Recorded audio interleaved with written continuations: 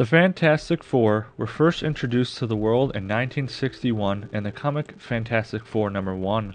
This group of supers have had a rather interesting journey. Some fans even consider the Fantastic Four to be a cursed team of superheroes, due to not a whole lot of success in the span of 60 plus years. Today we will be sharing 10 fantastic facts about the Fantastic Four. But before I get started, remember to like and subscribe. The first adaptation of the Fantastic Four came in the form of a cartoon produced by Hanna-Barbera. It ran from 1967 to 1968, with a total of 20 episodes. This show received mostly positive feedback, mainly for sticking to the source material. Here's a fantastic fact about it. The Fantastic Four show would begin on Saturday morning television at 9:30. Then the Spider-Man cartoon would begin at 10. 1967 was a good year for Saturday morning Marvel cartoons.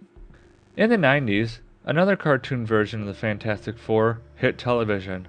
Fantastic Four ran from 1994 to 1996 with a total of 26 episodes.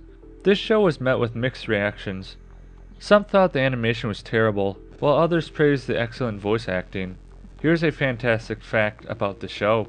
The vast majority of episodes in Season 1 consisted of fairly accurate retellings and reinterpretations of the classic 1960s Fantastic Four comic book stories by Stan Lee and Jack Kirby. The Season 2 episodes also drew upon John Byrne's 1980s run of the Fantastic Four comic, in addition to further Lee and Kirby adventures.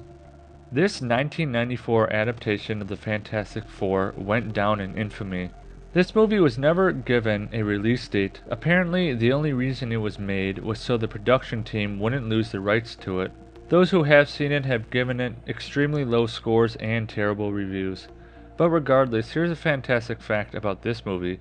Mark Ruffalo, Nick Cassavetes, and Titus Weaveler auditioned for the role of Dr. Doom. Ruffalo eventually played Bruce Banner in the Marvel Cinematic Universe. Cassavetes was at one point attached to direct Iron Man, and Welliver has portrayed Felix Blake on Marvel One-Shot Item 47 and Agents of S.H.I.E.L.D.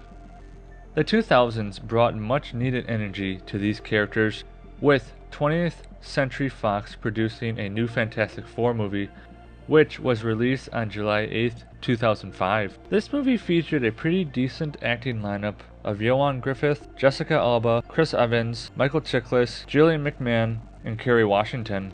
It was a minor success, bringing in $330 million against a $100 million budget.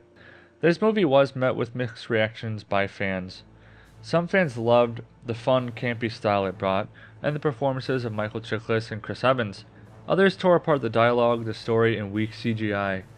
However, here is something that is still fantastic about this movie.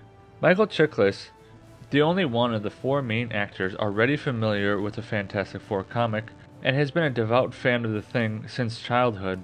He eagerly fought to have a real Thing rather than a computer-generated character. Chiklis wore 60 pounds of latex, which took 3 hours to get into. To keep Chiklis cool in the suit, a rock was removed from his head, and cold air was sprayed into the gap between the suit and the actor. Fantastic Four gave us the beloved Marvel villain Dr. Doom for the first time in live action. Dr. Doom was portrayed by the late Gillian McMahon. Fans were pretty happy with Gillian's performance of this classic antagonist, but felt he could have been utilized better. Gillian was liked by both the supporting cast and fans. Here's a fantastic fact about Gillian. Jessica Alba had a kidney infection during filming and nearly fainted when she was with Gillian McMahon in the space station scene. Gillian calmed Jessica down as he was doing a Dr. Evil impression and joking around. Gillian passed away on July 2nd from a quiet battle with cancer at the age of 56. Before I get into the rest of the trivia facts, drop in the comments below, what is your favorite version of the Fantastic Four? Fantastic Four Rise of the Silver Surfer hit theaters 2 years after its predecessor on June 15, 2007. This movie was met with mixed reviews, with some liking it over the first Fantastic Four movie and being a fan of the character of the Silver Surfer. Others felt this movie had underdeveloped character arcs and a juvenile tone. Here's a fantastic fact about Norrin Radd, aka the Silver Surfer. The Silver Surfer was created by actor Doug Jones, wearing a prosthetic suit developed by Spectral Motion. and a new VFX program from Weta Digital which augmented the Surfer's reflective surface. The Silver Surfer wasn't the only character who was created with new technology. The Thing also got a big upgrade in this movie.